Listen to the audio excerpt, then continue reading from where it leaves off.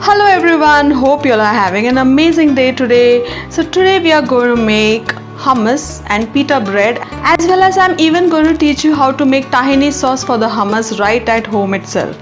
So we are going to learn these recipes today so that we can go on a low carb diet. It's really essential to go on a low carb diet to stay healthy and fit. At the same time, pita bread and hummus is an exotic dish which everybody loves to eat, so why not learn how to make it yourself? So guys, we are ready with all the ingredients kept over here. So these are the chickpeas or the garbanzo beans. So we can soak this overnight. So I have soaked this overnight and now it has become soft. So let this become soft, and once it has soaked all the water, we can just put this in the pressure cooker. Add a glass of water to this. It should completely dip in the water like this. Now to this I'll add around 1.5 teaspoon of salt, and I have this baking soda. I'll just add a small pinch of baking soda into this. So let's mix all of this together. So here now we are closing the lid of the cooker and we'll keep it for cooking at least for 4 whistles. The next step will be to make the flour for the pita bread, because the flour has to rise, so that's why we have to make it a little bit earlier. So for that we'll take a bowl. So here we have some instant dry yeast. So this yeast we have to take around 1 teaspoon. We have some hot water over here. So we'll add this hot water. It should be a little lukewarm. And to activate the yeast, we have to add 1 teaspoon of sugar too. So we'll put that, and we will just cover this for 2 to 3 minutes so that the yeast gets activated. As you can see here in the algorithm, many people have been watching me but have not subscribed to me, so please subscribe immediately. Till that time I'll show you how to mix the flour for the pita bread. So here we have 1 cup of whole wheat flour. So we'll add this. So this is all purpose flour, which is just half a cup. So we'll add this into our mixing bowl, and then so we just need 1 teaspoon of salt for this. So our 2 minutes is up and we will check our yeast. So the bubbles like this should start coming in the yeast. That means it has started activating. So let's wait for another 2 to 3 minutes till we see some more bubbles. So let's wait for 2 or 3 minutes.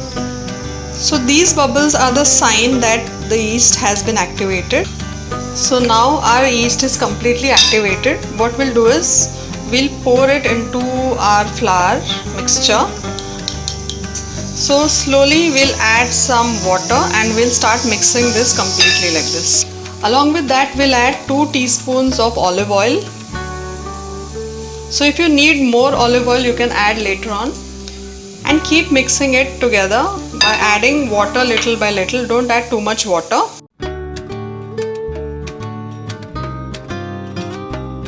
Keep adding water as and when you see that the dough is really firm. If it is becoming soft like this, you don't need to add any more water. In fact, you can add oil if you want. You can just mix it like this. You can see how the dough has become really sticky and soft because yeast has been added to it. So that's why. We'll add some more oil to this. So take a look. We have kneaded our dough as per our requirement.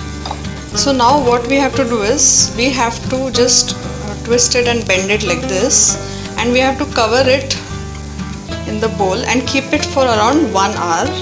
So keep this dough for 1 hour and let it rise a little.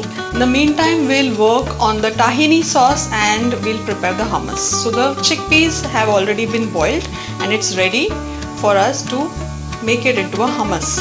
So let's do that now. So we'll cover this and we'll keep it aside to rest. So the next thing we have to make is tahini sauce. So for that we have taken around 2 to 3 teaspoons of sesame seeds. So here I have got black sesame seeds. You can even use white. So I have roasted these sesame seeds for around 1 minute. Don't roast it too much.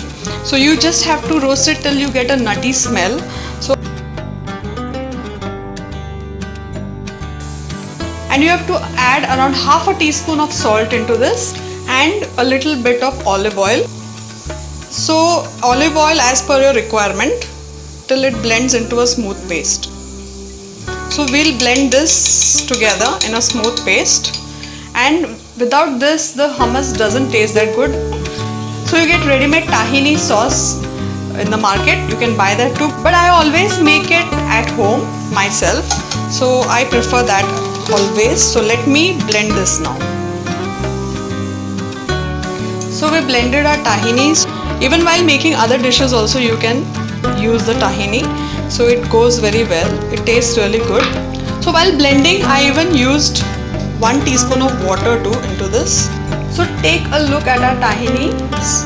So take a look, just in 10 minutes and 4 whistles our chickpeas are cooked. We should just check it whether it's cooked or not with this technique. So yes, it is cooked, so we can now start blending it. So for my hummus to taste really amazing, I have one technique, that is I always fry my garlic pods in olive oil before blending it in the hummus. I don't put it raw.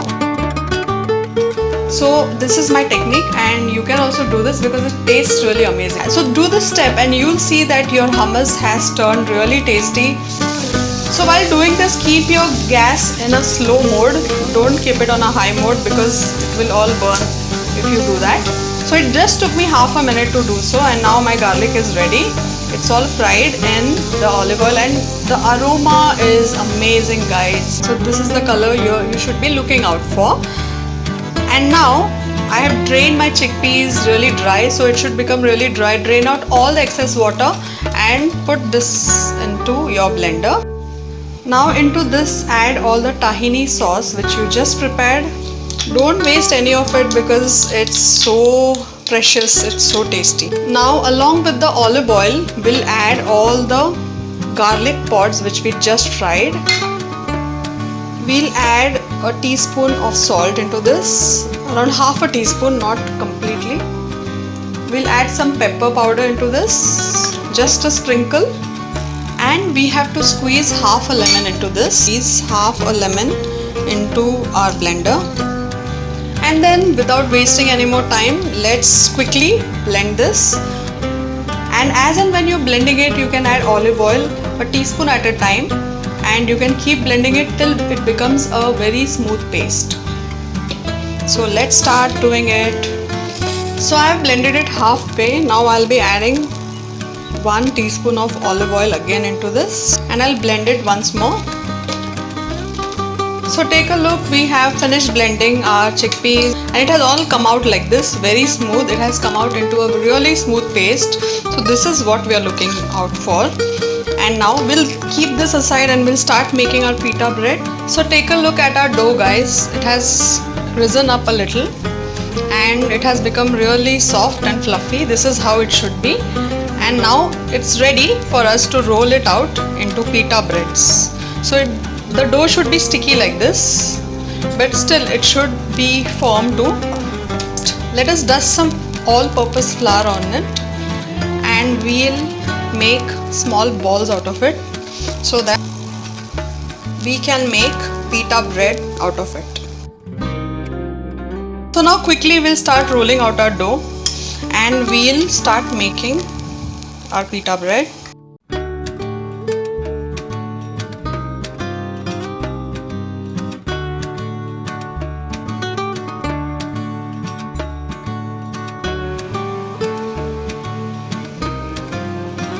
So keep roasting it, guys, and let it roast on both the sides until it fluffs up like this. It should really fluff up. So hold it with your spatula and keep it pressing over and over again so that it gets fluffed up and it should become like a ball like this. So because of the yeast, it fluffs up really well, and that's why you should keep it for at least 1 hour. So it's fun to make these pita breads. It's really amazing to see them fluff up like this. So keep making these, and here we are Look at this, it's become so nice and fluffy and there is so much air inside it. So this is how it should look. So once we are done with all the pita breads, what we have to do is we have to take the hummus from the jar and put it on a small plate like this and turn it like this, in this way, so that a dent is formed in between of the plate. Take a small spoon and make it more perfect, like this, and see to it that the dent is only on this part and this part should be a little higher. So once this is done, you can sprinkle some cumin powder, that is jeera powder, into this. So not too much, just very little, and sprinkle some paprika powder or red chili powder. Now drizzle some olive oil into this, very gently, just into the dents, and it should actually shine like this. It should look very shiny. Now we have some pickled olives over here. We can add this, and this is completely optional. It is up to you. If you want, you can add this. And we have these boiled chickpeas which we have retained, and we'll keep a sprig of mint on top of this. And here your hummus is ready to eat. So you can eat it along with your pita bread, which is totally awesome. It's really amazing. So doesn't this look good? Isn't it so pretty to eat? So this is Mediterranean food and it is completely healthy, and it is a keto diet which is recommended. And if you eat this, you will have a very good health as well as you'll lose weight too. So go for it and try this today itself. So take a bite, guys. I hope you enjoyed watching that. I am sure you're going to make that right away in your kitchen. So I'll be coming up with more such low carb recipes for all of us. So keep tuned and keep watching. Bye. Hey, hope you enjoyed this video. Give me a thumbs up quickly. Subscribe to my channel and stay connected. Share with your family and friends. Let me know what you think in the comment section below. Until next time, keep it simple, simply city.